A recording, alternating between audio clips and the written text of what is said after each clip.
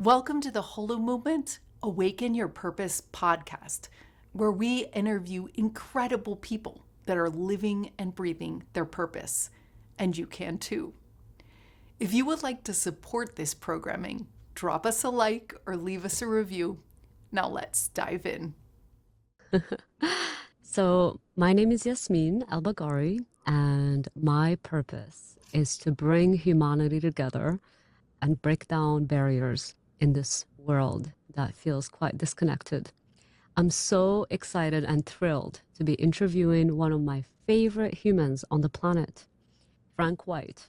Frank White, you are a hero. You are a legend. You coined the term the overview effect, and you've had quite a journey. Tell us a little bit about you first before we dive into some key explorations today. Well, I was born in Mississippi in the Deep South.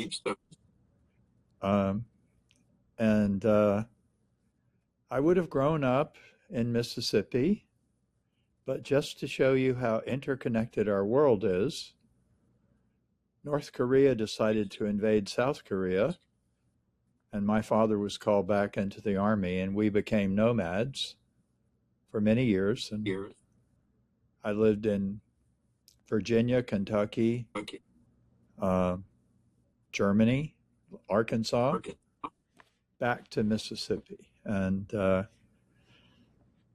I went to Harvard for college from my little high school in Mississippi, which was a big culture shock. And then from there to Oxford for graduate work. Um, since finishing at Oxford, I've been searching for my purpose.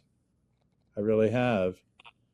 And you said say a little bit, so I'm just going to summarize by saying that I left Oxford around 1969, and I published my book, The Overview Effect, in 1987. And for the last 40 years, my purpose has been to share the overview effect worldwide, or as we say, bring the overview effect down to earth. I love that. I remember a story. I think we were having coffee somewhere in America, and you told me that you were on a plane. It was maybe one of your first flights going across country, and you looked down you looked down from the plane, Yeah, and you had a moment. yeah. Tell me about that. What was that moment that where it kind of became clear that this was going to be your purpose? Yeah. Well, so the predecessor to that story is that I'd become engaged in the Space Studies Institute with Gerard K. O'Neill. And the vision there was to think about large scale space migration. That wasn't the term, it's my term today, but Jerry O'Neill was not focused on missions. He was focused on how could humanity leave the Earth, live well in the solar system, and help restore the Earth by moving civilization off and outward. I was entranced by this idea. I was flying cross country to do a consulting project. I was looking out at the Earth, and I had an epiphany. And it's just, if I lived in an O'Neill community permanently off of Earth, I would see the Earth as an overview. I would have an overview. I would see it as a whole system. And then I would experience the overview effect. And that was around 1984. And I'm glad you asked the question, because there's a narrative out there that I just interviewed a bunch of astronauts and I thought, well, I got to have a name for this thing. So I called it the overview effect. That's too simplistic. I realized I had a theory and no data. And that's how I started interviewing astronauts, because they didn't live permanently off of the Earth, but they were closer than you are or I am for now. But Yes. no, they were the closest proxies we had. So that's how I started interviewing astronauts. I love that. And I remember you telling me a story about how you reached out to NASA to just cold email to ask them if you could interview some of their NASA astronauts. And you got to interview people while they were at the International Space Station. What was that story? Well, Tell us more. And actually, it was the Lord moves in mysterious ways. So, see, as an undergraduate, I had done social science, and my whole idea of how to do that was you need a really large sample size to have any meaningful data. So I told NASA, I called the public affairs office. I said, I need to interview the entire astronaut corps right away. And the guy at the other end thought that was hilarious. But he was very kind. He said, look, Frank, you come to Houston. I'll set you up with interviews with two astronauts. That was disappointing. I thought, that's not a sample size. That's two people. And then he said, why don't you interview retired astronauts? We don't control them. And I mean, I was surprised. I never thought of that. I thought they probably did control them for the rest of their lives. Uh, they just had that's, more time. yeah. And so he disappointed me, and then he gave me the key to everything, the Wow. keys to the kingdom, really, because then I started interviewing retired astronauts, and for the most part, they're much more open. Yes. This has changed. I mean, the Artemis 2 astronauts are incredibly open, and they're active duty astronauts. Yeah. But back in the day, astronauts were much more mission driven, and the retired astronauts could speak more freely. So that's what started the whole thing. And the overview effect used to be about space people who've not yet come into existence, but now it really is about the astronaut experience. I love that. So you're now kind of at Harvard, head in communications like department. If I'm remembering correctly, like how did the people closest to you react when you begun to kind of change direction and pursuing this dream? Like how did your relationships change when you begun to align your life with your purpose? Because this has been consistent for So, you for well, decades. yeah. Well, so what happened? I really thought after I'd gotten the book published in 1987, I really thought the revolution would happen really quickly. And I meant a revolution. I meant a change in thought worldwide. I mean, to me, it was a revelation. And you have to understand, Yasmine, when I started interviewing the astronauts, I had to hold out the possibility they would say, I don't know what you're talking about. I've never heard, no, I don't get it. That's a scientific approach, right? But I got confirmation, and they were saying, there are no borders or boundaries on the earth. It's a whole system. We don't understand, and it's hard for people living on the surface to get it. And so I thought, this is a revelation. People will completely change their behavior, and I will have a bestseller. And people do have bestsellers, and then they go on to make a living as a writer. That didn't happen. I didn't have a plan B.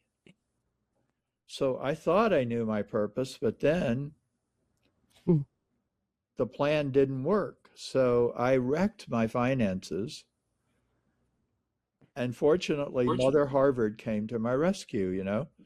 I got a job, started working there in communications, as you said, and I started around 1990 something. And that was interesting because that was a terrific job, a great job. It used all my skills. I was working for a university I admire and value. talking to really brilliant people all the time. And there was this one gnawing feeling, what about space? What about the overview effect? I love that. I love that. It's very clear that you were meant to bring this to the world. And, Yeah, decades later, now everybody's talking about the overview effect. I know. And you're coined everywhere, like you're featured in all of these amazing pieces, articles, documentaries, and it's amazing to witness how something that you thought about in the 80s Yeah, or maybe the 60s even probably when the moon landing happened, because you probably were alive back then. I was. I will say a brief thing to help people think about their purpose. I was in England. I was at Oxford in the 60s when Apollo happened, and it stirred something up in me. I was very active social. I was a social activist, but I was very down because it had been 1968 was a terrible year for America. We had two assassinations, riots in the cities. Um, the war in Vietnam was a quagmire. And then Apollo 8 happened, and we had Earthrise, and it was so inspiring. It kind of turned me around, but I had no concept for it. I just knew this is important, you know? And for people in the process of searching for their purpose, I have some advice. Pay attention. Maybe you can't figure it out, but I mean, this is 1968. It was 20 years later that the book was published, but I knew there was something going on when I watched Apollo, you know, and now I know it was the Now, overview. Now yes. I know what it was, but the that experience on the plane gave me a context and words, and then the astronauts really backed it up. That yeah, people change when they have this perspective. Absolutely. Yeah, Like just realizing how small we are on this planet. And, I was looking at the news this morning. I'm from Morocco, as you know, and 60,000 people yeah, crossed to Spain, in Morocco, in the yeah. country. And I was just thinking about you. I'm like, if Frank I could was say thinking anything, about like, you. yes, I was thinking you about you. know, this notion of borders and the fact that we need visas to cross I to know. another nation, it's kind of silly from outer space. Well, it's a fascinating topic because I make the distinction, and I think it came out with Artemis too, between overview thinking and surface thinking. Surface thinking is very focused on borders. It's very focused on boundaries. It's very focused on how different you are Protection. from me. Yeah, it's all about those distinctions which disappear from orbit or even on a suborbital hop. And it doesn't mean we don't keep borders, really. I've said this many times, and it's so obvious. I live in Massachusetts. Do I want all of the United States to look like Massachusetts? No. I think it's terrific that California is different, but I don't need a visa to go to California. Right. Um, borders, borders and boundaries don't have to be barriers, I think. Yes. And especially like, Europe is similar. We could go through Europe without Yeah, a visa, but right. it's oftentimes the borders are more intensified when it comes to the East versus the West. Hmm. Different, economic Yeah, society, different countries with different socioeconomic classes. And as a Moroccan, I've been to 52 countries and I needed a visa for each of them. And yeah. every time you apply, you have to prove yourself that you are, You're worth it. economically and financially thousands of dollars for Yeah, each application. So you think of it, my whole life has been paperwork. So I look forward to becoming a U.S. citizen this year. I'm Really? finally eligible after 16 years. But to go back to you, Frank, what would you say? Who was a catalyst for you, like a human, a relationship that really sparked this next evolution for you? Like when you were thinking about this idea, bringing in the overview effect to the world, who supported you? Who believed in you? Well, a lot of people did actually. I could name a number of people, but I would start with Gerard K. O'Neill himself. Jerry, I've said to people, no O'Neill, no overview, because it was his idea that I was thinking about while flying cross country. And also, he wrote the foreword to the first edition, and he did a great job. And he was always very supportive of me and what I was doing. And so he was very important. And then there were quite a few other people, like George Field, who was a professor at Harvard.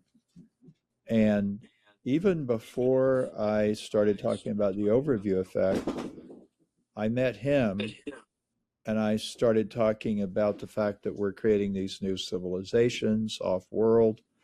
And he was on the President's National Commission on Space. And he kind of brought me on as a colleague, and I actually got to write some of the material for the report of that commission because of George. And uh, then all the astronauts were anxious and eager to share. I think this is something really to emphasize, Yasmine. This is the astronaut story. I'm talking about an experience I haven't had except maybe Yes. mildly.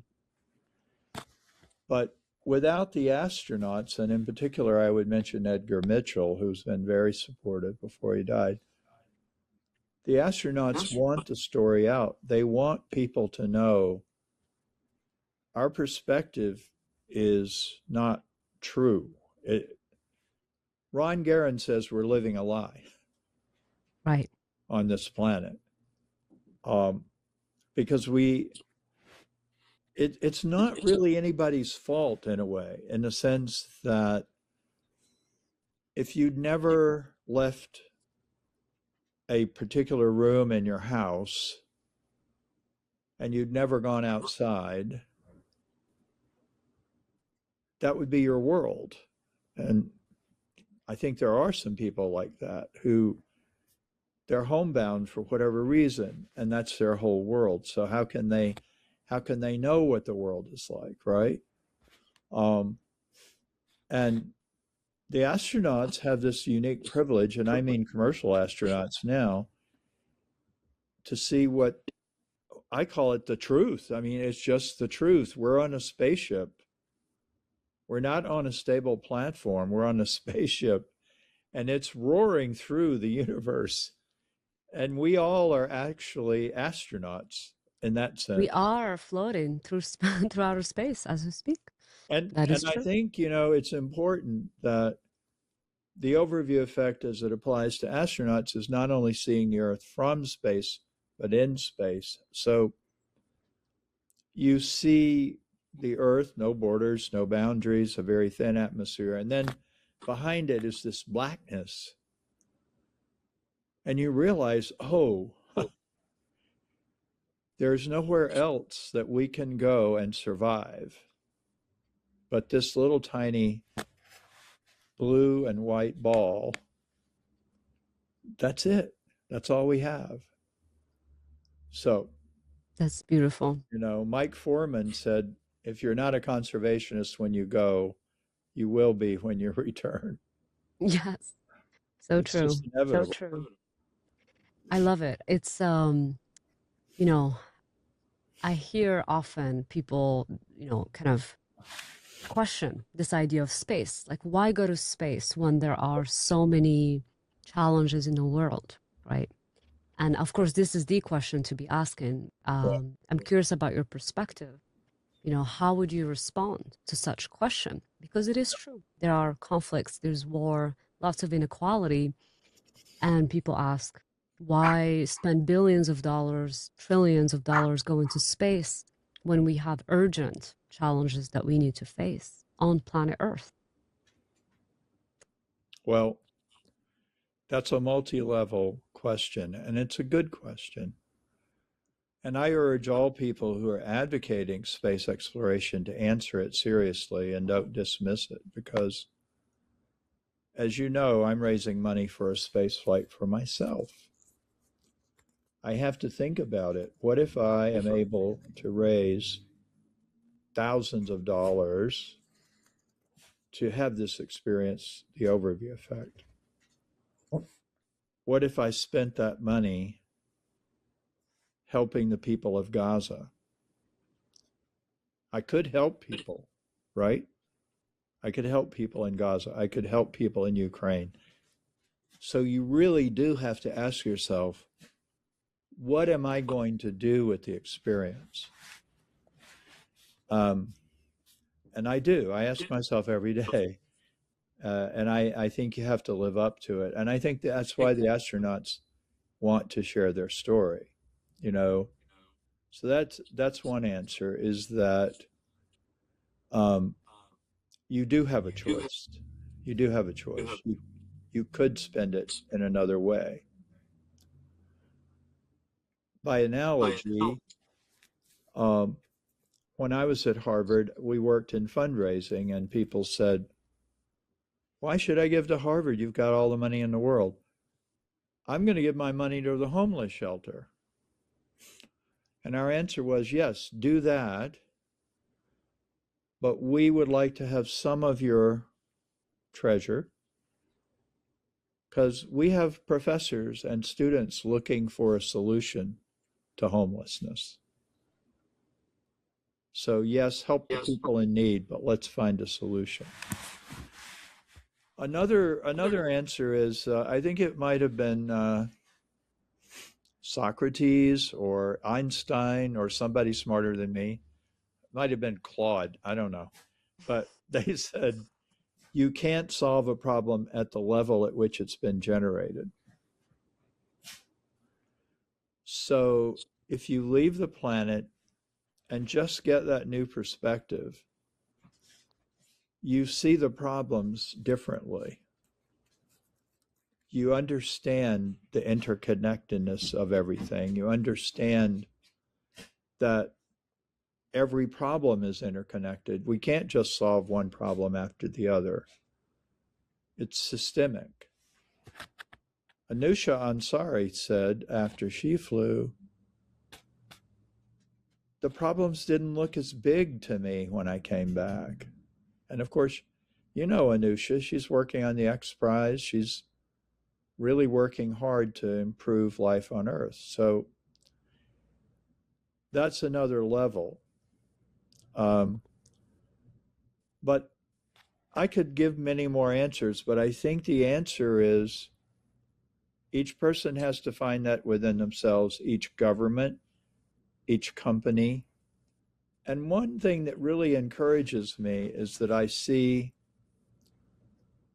even the private companies that are doing space tourism, a lot of them are marketing the overview effect.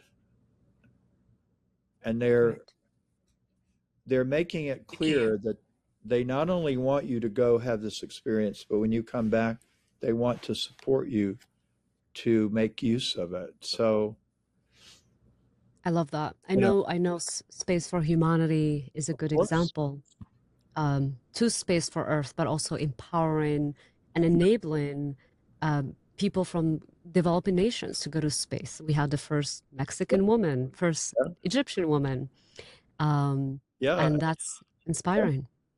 And I'm not going to get into it, but we haven't even talked about things that can be done in zero gravity that you can't do on Earth, drugs that you can build and create that can help people. And there are just so many really practical things. I've been talking more philosophically, but there are a lot of practical things you can do that you can't do on Earth. Yeah. And I think it was Buckminster Fuller who said, I think the quote goes, "You never change things by fighting the existing reality. To change something, build a new model that makes the existing model obsolete." I think that was Bucky, another one of my heroes. Yeah, Yes, he was a great man. He was.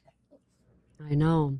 There's so many amazing people, and you are one of them, Frank. I know you've inspired tens of thousands, if not millions of people in this world. And one of them, our dear friend, mutual friend, Loretta Whitesides, who is also an advocate for space with her incredible initiative, Space Kind, which is about training future astronauts, like how to be a better human, a Right. better steward of the Earth before you go to space.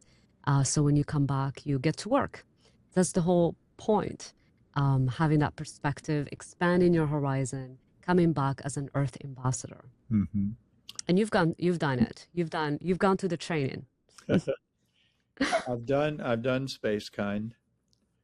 Um, I don't know if you can tell, but my dog, Moondog, is really trying to get my attention here.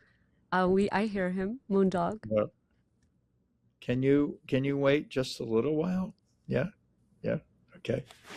She just went to the groomer, so she's traumatized, as you know. Oh. Um, but I've told this story before. When you talk about people who've made a difference, Loretta is one. And I'm going to tell this story because most of the people in my um, community have heard it many times. They're tired of it, but not everybody's heard it. So, There's 9 billion humans on the planet. yeah, there's a lot of people out there. So, so I went to work for Harvard, as I told you, and there was this gnawing feeling that I wasn't really fulfilling my purpose, right? So, so one day I got a call um, from somebody named Loretta, and she said, "I want to come to your office. I've driven all the way from Texas to see you." I said, "Okay." Um, and it was Loretta, and she came in and she basically said something like, "The Overview Effect is the most important book ever written." And it was kind of like, it is, I mean, this was maybe 1997, and I just felt like the revolution wasn't going to happen. And she was very enamored of the Overview Effect, and it didn't just make my day; it made like a decade of realizing there were people out there who were getting the message, really. Um, and I could still fulfill my purpose, that maybe there was still a chance. And I think that was the hardest part of the 20 years from 1987 to 2007, was that sense, well, I do have a purpose. And I wrote it all down in the book, and yet it's not working. Um, and yet it was, because, Yasmine, these were primitive times. No internet, no social media. It's hard to really remember. It's not so long ago. No cell phones. The way information moved around the earth was really different back then. So the book was working, but there was no way to know it was working except people like Loretta coming and telling you so. There was no social media or, AI to like know what people were Nothing. I saying. mean, there was cable television. I was very involved in bringing cable TV online to get more information out there, because 3 television channels was not enough. But then the satellites were going up, talking about benefits. Satellites were going up. We were getting global news finally. And um, so it was beginning to look like something could happen. But, The overview effect as an idea took off around 2012. And that was largely because of the internet, because Planetary Collective came to me, a group of young men from England, and they wanted to make a short film about the overview effect. And um, so I said, sure. And I put them in touch with Nicole Stott and Ron Guerin and Jeff Hoffman, other astronauts. And we premiered their film, which wasn't short, it was 19 minutes. We premiered it at Harvard, and without any real marketing or any real promotion, they just put it on the web and it just exploded. And, you know, I think it's been seen by like 9 million people now on Vimeo. So I guess what I keep wanting to think about other people looking for their purpose. You know, the time has to be right. Everything has to be right. You may feel like you're not doing it right, but maybe the tools aren't there yet, you know? Right. Absolutely. Well, I mean, also challenge. I mean, I'm curious for you, like what was your biggest challenge to living your purpose? Because there are years and decades of kind of not waiting, but it's not happening. Like the the revolution is not happening. Like what am I Yeah. gonna do? And there are doubts and highs and lows. And what was your biggest challenge for you? I think my biggest challenge was continuing to have faith Mm. that this was real. It wasn't a dream. It's very hard. I mean, I know I'm not telling you anything you don't know, but when you have a vision or a dream, or you think you have a purpose that transcends your own well being, it's very hard when you're not getting feedback from anybody saying, yes, absolutely. Atta boy, you know, atta girl, keep it up. So I think the biggest challenge was the feeling of just maybe I'm deluding myself. Maybe I'm wasting my time. And as you know, I got married to the love of my life and became part of her huge, wonderful family. And of course, I had my own children. And I mean, there was a lot of thinking of, well, what else do you really need? I mean, and that was a very reasonable question. What else do you want out of life? This is a great life. You work at a great institution, you have a wonderful wife, you have great kids, you have great relatives. I mean, there's always that critical voice saying, come on, you know, come on, just live, just enjoy. I mean, it's always, I think everybody has that. Absolutely. Yeah.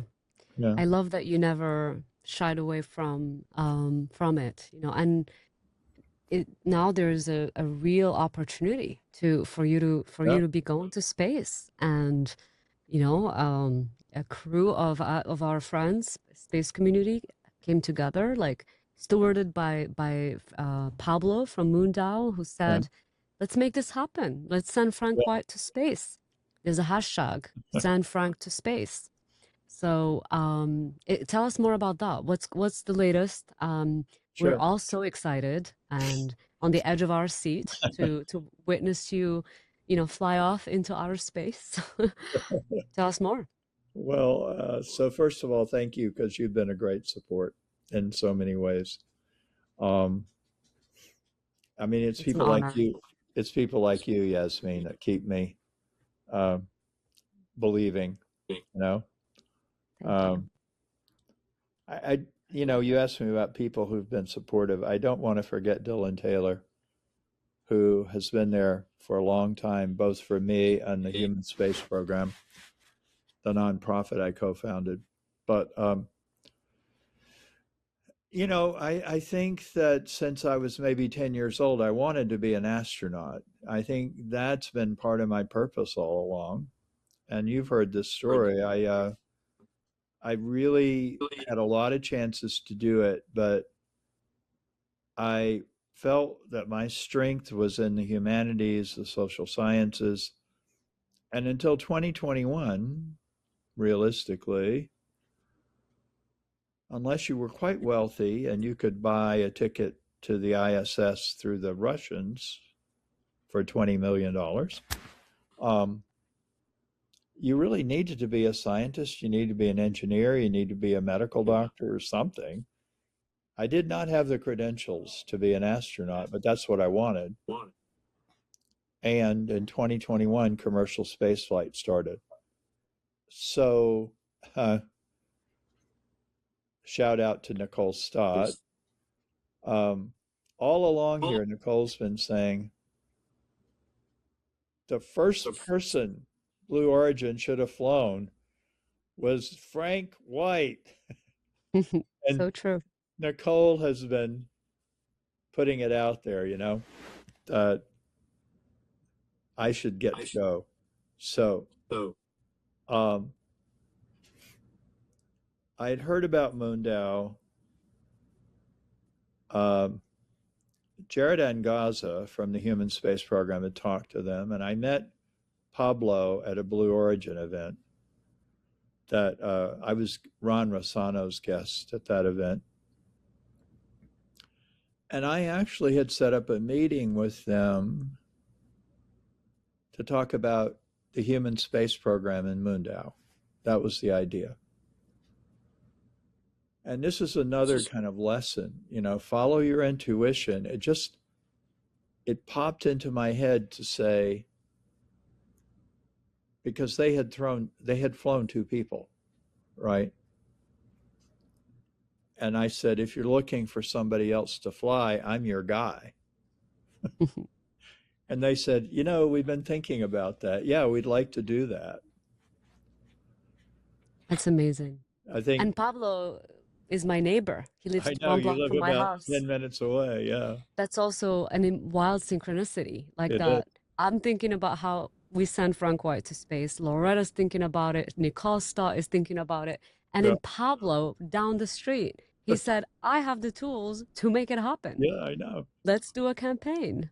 Yeah. And so Pablo and Ryan and the Moondow community. So I was astonished that they said that, but I was really thrilled. And so that was quite a while ago. I mean, we've been at this well over a year and a half, maybe 2 years almost. And so we started the campaign. And to make a really long story short, um, we we had to campaign from March 12th to April 27th, very short campaign. We raised about $175,000, which is really short of what you need, say, for a rocket flight. But again,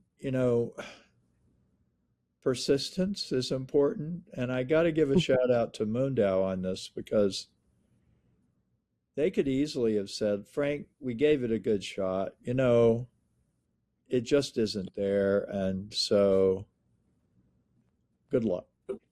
But they kept going and going and going. And so we said, we're going to take a month and talk to all the different carriers. And so we're going to say, this is what we got. What have you got? Like that. So to summarize, we've had really good conversations with a couple of stratospheric balloon companies.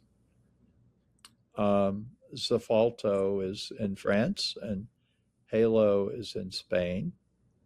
And that's just for people who don't know about these. It's 100,000 feet view from Yeah, which you still experience the overview effect, but it's yeah, a much longer ride than yeah, just a 11-minute yeah. back and forth. It's important to understand this. You don't really go to space because you don't really reach the definition of outer space. which is at minimum 50 miles, and you're probably going to go 20 to 30 miles. You're not weightless. But as you said, it's a long kind of leisurely journey up. You do see the Earth very much more than you can see on the surface. And you don't really become an astronaut, you become an aeronaut. And there's actually a rich tradition of aeronauts and hot air balloons. And we still have a lot of people who do hot air balloons. So it's different. And it kind of fits into part of my goal, which is to compare different ways to produce the overview effect, you know? I love that. Yeah, I mean, that's a beautiful perspective as well, right? Yeah, Like from the plane to the sure. balloon to a rocket to a donkey. Yeah. Actually, paragliding. I just recently went paragliding and I Yeah. experienced the G forces, which was amazing. And then I got to kind of witness a beautiful view of the Rocky Mountains yeah, it was unbelievable. Well, Gives you you a know, perspective. so it's kind of all on a spectrum of consciousness changing. What we're really trying to get at is the change in consciousness that happens.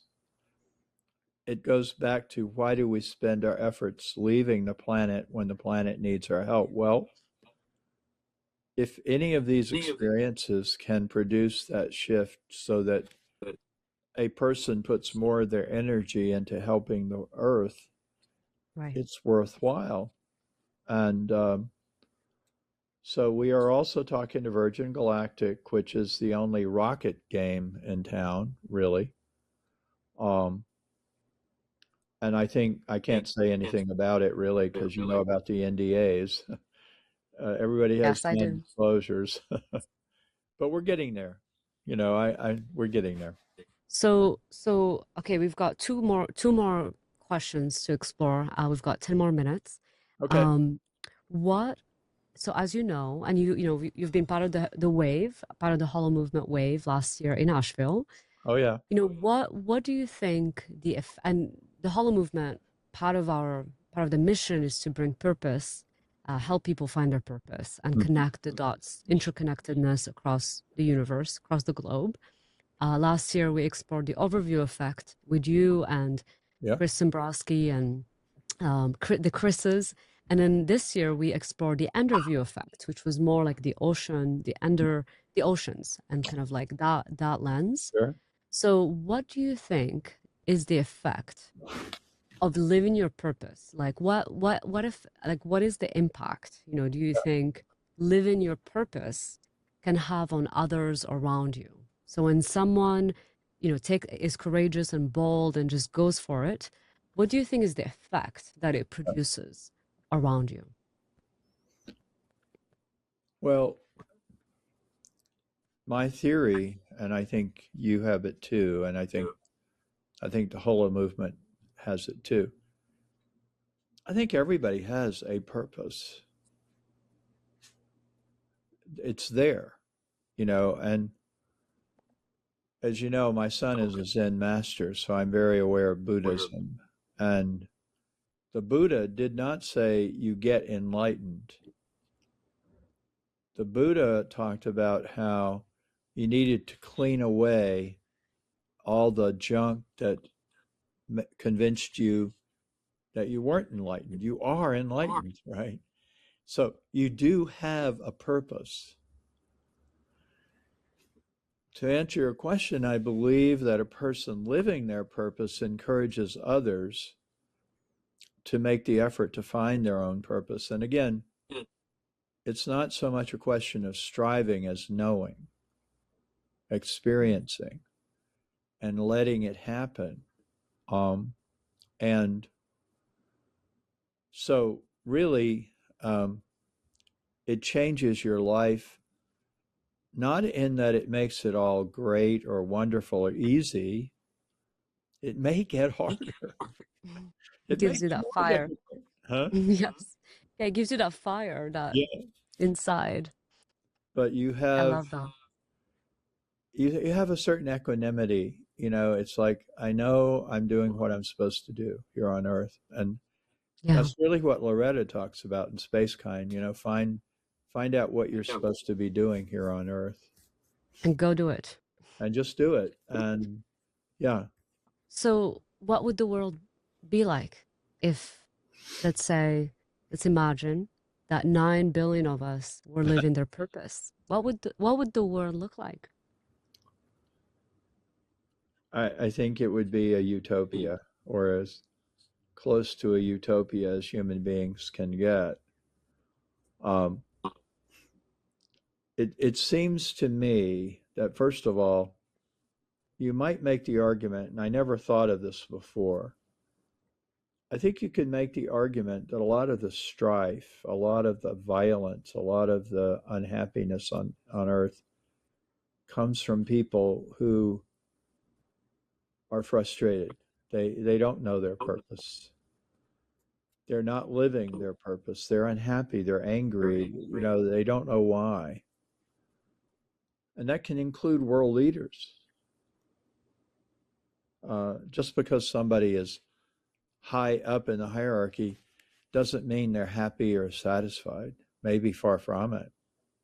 And so they can wreak havoc, you know? Um, so I think it would be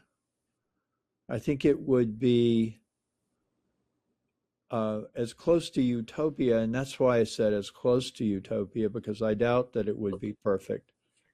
However, again,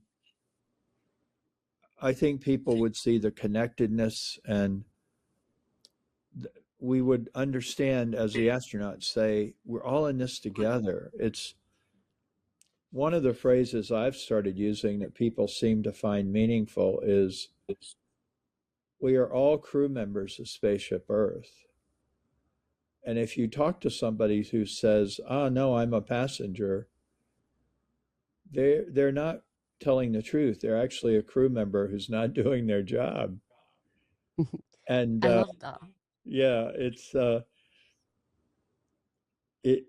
just something. The idea that we're all crew members on Spaceship Earth is not mine, but this feeling and the idea that there are no passengers, but realizing that there are people who think they are, and it's important for them to understand, no, you're not. You're a crew member who needs to get to work. And Yes. so I think everybody would know I've got to be a crew member. Yeah, I love that. And it's kind of like people just simply living their full potential, Yeah. or being in their full potential. And one of the things I love about being a steward within the Hollow Movement is that the Hollow Movement itself is a movement where we all contribute. There is no one leader. We're all co-creating this vision to interconnect as many humans and organizations as possible. And so I love that. Mm. It's Frank, I could talk to you for hours, which we usually do when we find each other in different states and countries. Thank you so much for your You. precious time. And we'll be sharing about your book, the overview effect, and as well as the campaign if people feel inspired to join the hashtag San Frank White to Space. We can't wait. Thank you, Yasmine. Thank you for Thank you, living your Frank. purpose. Thank you for supporting me to do mine. And we didn't talk enough about it, but the Holo movement is terrific too. So keep up the good work.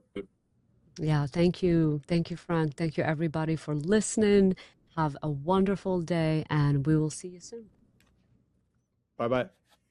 Au revoir. Comes Moondog. That was awesome, you guys. Way to go. Oh, that was so inspiring. I can't believe you guys answered the big questions that I get asked when I go to Argentina, like, why are we going into space? We can't even feed ourselves. And I'm like, because it's inspiring, you know, like, and my son, who's 12 now, when he was like 4, he's like, we're all on Spaceship Earth. So Mm. I love your work. I love that, Yasmine, that you talked about the ripple effect that you've had, Frank, on Yeah. everyone. And I'm all for you going to space. That's so good. Thank you so much. I feel so blessed that I've come this far, and a lot of people, they do attempt to live their purpose, but their life is cut short for whatever reason, and they don't really get to see the benefits of their work. Like Jerry O'Neill, I think he was in his late 60s when he died, and I'm sorry, Moondog just needs a little love. I know. I haven't Moondog. you. Hi, Moondog. Yeah. Um, um, there's a renaissance of interest in Jerry O'Neill's work. And I'm sure when he died of leukemia, he felt like I had so much more to give. I had so much more to do. And I'm sure he felt that what he was attempting to communicate didn't make it, you know? And I've been fortunate because I've been able to see that the astronaut stories are getting out. And Artemis 2 was just so wonderful. Because the astronauts were so wonderful. They were so good at relating to people. It's the One, galactic age again, Frank. I love it. And Yasmine, and everyone's excited about this new age, this new, like, I really loved when you talk about, like, you're like, well, if you've only been home, you're trying to open your mind to what beyond home I look like expand your mind. And I just thought that was really cool. So thank you so much for taking the Thank time. you. And Yasmine, thanks of for course. doing Can Frank. This is so special. can you wait 1 second? I'd love to take a picture, the three of us, and one with Frank, because I'd love to just. Thank you for joining us today. If you would like to get to know some of the most important thought leaders in the consciousness movement, I invite you to join us for the Holomovement Wave in Portugal, May 29th through June 2nd. There is going to be incredible luminaries there, such as Lynn Twist, Lynn McTaggart, Samuel J., Shamini Jain, Samantha Sweetwater. These are scientists, musicians, and leading thought leaders in the consciousness movement. And this is your chance to fly into Lisbon, head over to the Cascais beaches, and really spend time to get to know, to plan, and cohere with some of the most important leaders on the planet as we head into this new age. It is our goal to give you the courage to begin to identify your passion and live your purpose for the sake of yourself and for the sake of us all. Over the course of this multi-year collaboration and research project, we have identified patterns and a 7-stage process that many people go through on their way to living their purpose. If you'd like to browse our archive or figure out what stage you're in, head over to holomovement.net/purpose. If you would like to browse our living library of resources, or if you found your purpose and want to contribute what worked for you, head over to lightnet.org/purpose. And as Mark Twain used to say, the most important day of your life is the day you're born and the day you figure out why. You're not alone. We will look forward to helping you on this incredible journey. This has been a collaboration between Holomovement, LightNet, and incredible people like yourself. Special thanks to Good of the Whole. We'll see you next time.